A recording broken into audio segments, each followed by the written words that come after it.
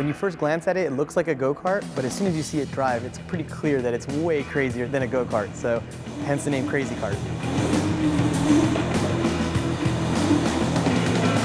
When I explain to people, I tell them it's a two-mode go-kart. There's a drift bar, which is the big differentiator between other go-karts and this Crazy Kart.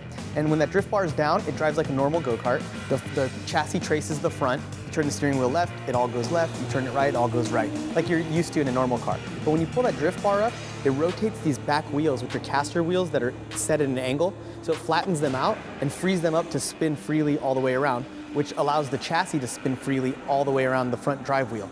So the net result is if the bar's up, you get to drift freely, and if the bar's down, you lock back into regular car mode.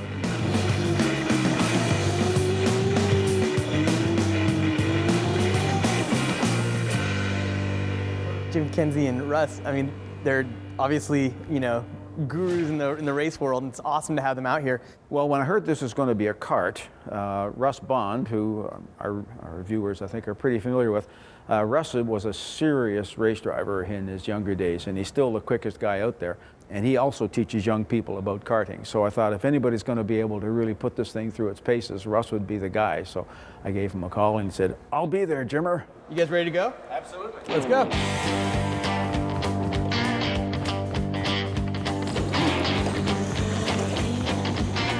Not only is it physical, it's kind of mentally taxing too, because you're trying to teach yourself to steer, throttle, and brake all at the same time. And the lever has a profound effect on what happens. And you got to remember, it's technically front-wheel drive, because the wheel that drives it's at the front, and so it can go completely backwards, but it can also go to complete sideways drift. It takes a little bit of getting used to, but once you get the hang of it, it's an insane amount of fun.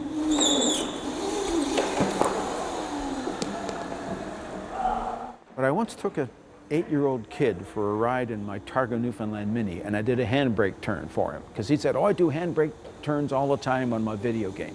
Well, I did a real one for him, and I don't think he spoke for 2 weeks, because from a video game, you don't get the sensation of motion that you do in a real vehicle.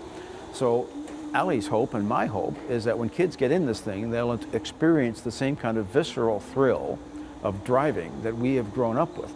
These kids don't grow up with that, so this will be a toy that'll be educational in more ways than one.